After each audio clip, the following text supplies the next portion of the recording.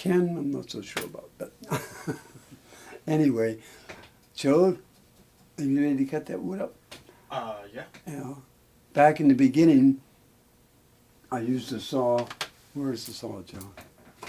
Not this one, but I used one like this because I didn't have a table saw or none of that stuff. I didn't have a band saw. Like I said on some of the other videos, the truss rod slot on that thing, I actually cut with a saw, not just, but one similar to this. I drew some lines and did this, and took a 1/4-inch chisel and did this and dug it out. That's how on that first base over there, on the very first base I made, that's how that truss rod slot was cut. And I didn't know what the heck I was doing at all, you know. Anyway, and we do have a table saw here. We could just set it up and cut these things off. By the time we set up and put the fence up and do all that, this wood is so easy to cut, Joe, so I just cut it by hand. And like I said, this is actually the way I did it way back in 1974 anyway, so yeah, Joe, if you want to tell them what you're doing, because I don't know what you're doing. When we start cutting it up, just like kind of looking at the different things in the wood, looking at the wood and just kind of letting it tell you like where it wants to be. On this piece there's like some kind of funny stuff up here. So a lot of times we'll save that for the center block where you're not going to see it, or where it's going to totally be cut out and not be in the instrument at all. This piece is a really clean piece though, so it's nice to be able to work with. We just measure it out, the different lengths. We do 23 for the top horn, 19 for the bottom, or around there, it's not all that specific, and then just fitting the different center blocks in there. Then just get a line on there so we know it's nice and square. There's the other one. Yeah, and this is actually how the base starts. Well, the base starts with a tree, but you know, we don't have any of those mahogany trees around here to show you. Not too many of those in Brooklyn. In New Jersey, maybe. You know.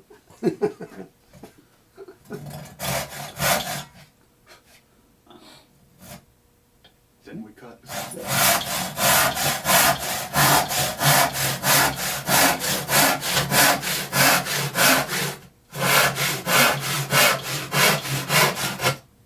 This is going to be the center block, right?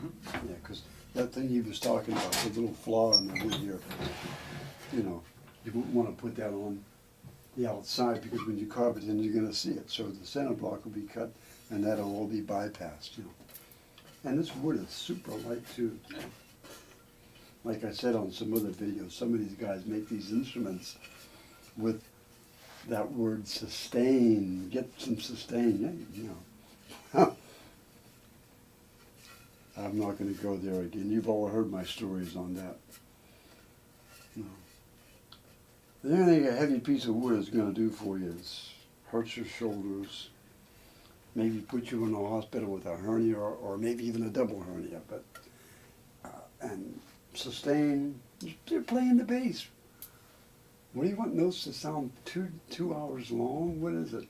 Most of you guys, when I hear you pick up the bass, like Joe was saying the other day, Joe can do all that, you know, popping and slapping stuff. I don't do that.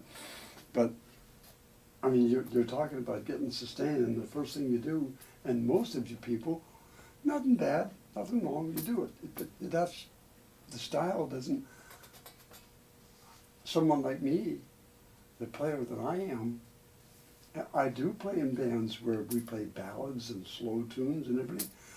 You'd think I'd be wanting more sustain. I practice every day. That's how I get it, you know.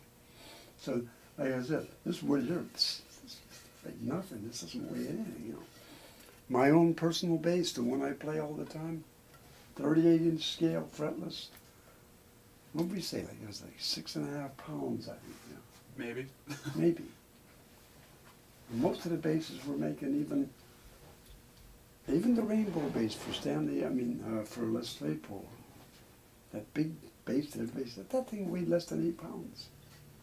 Les still tells me, when every time I pick it up, I go, wait, you still can't believe how light it is, you know. And I never heard, all these years I've known Les, I've never heard him complain about the bass not having enough sustain or it didn't sound right, or I never hear.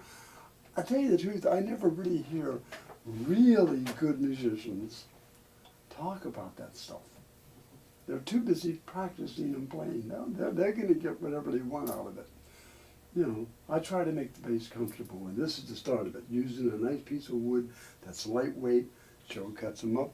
We make some sheets up.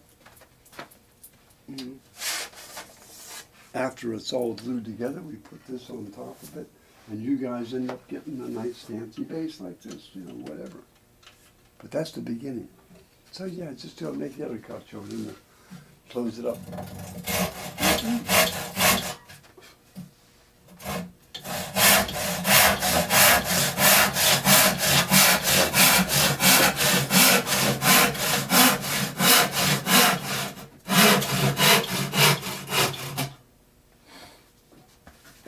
And like I said before, we could cut this up on the table some, but by the time we put that on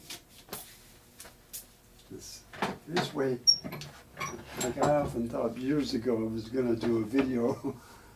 Well, I know maybe I'll get around to it yet. But when I had my shop in the kitchen, when I actually was working out of my kitchen, I thought about making a video on how to make a bass, you know, while working in your kitchen, the kitchen bass, so to speak. Because basically, outside of laying out the neck, blocking up the neck, which I've done a lot of in that kitchen, the rainbow bass, everything else was done right there pretty much. You know. A lot of basses I made in that kitchen, a lot of them, and all the way, truss rods, carving the necks, everything. Right there in that little space.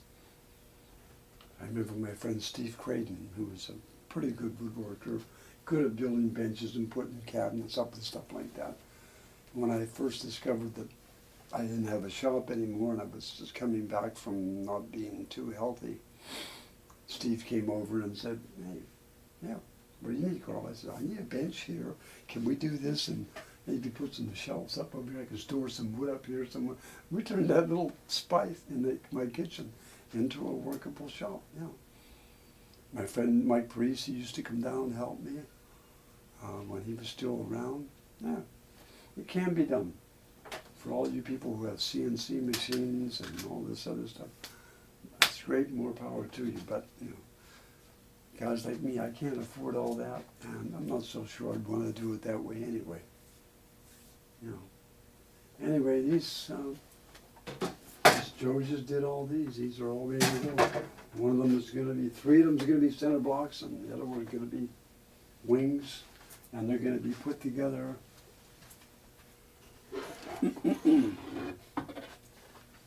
Something like this, and then this, something like that will go over top of it. And hopefully it'll turn out to be a nice base for one of you people. I think we can close it down, Pete. Hey, Joe, hold the camera and show everybody who Pete is. This is Pete the Magnificent. And we're just finished. I think I just did a whole video on this bass too, but you might as well do it here a little bit too while we're here. We're just finishing. We just had some problems with the nut. We're redoing the nut a little bit. But other than that, it's done. And this is going out today. Okay, we're good. Happy trails, guys, and see you on the next one.